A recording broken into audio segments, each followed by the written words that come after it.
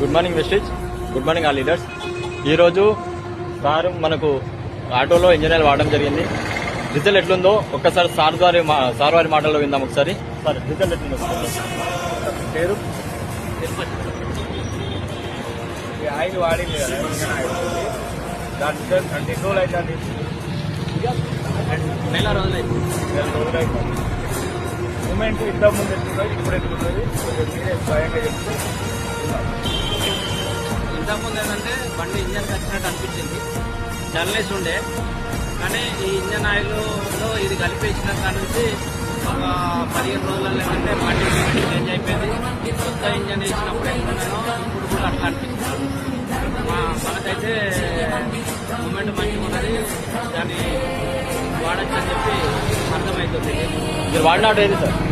వాడిన auto auto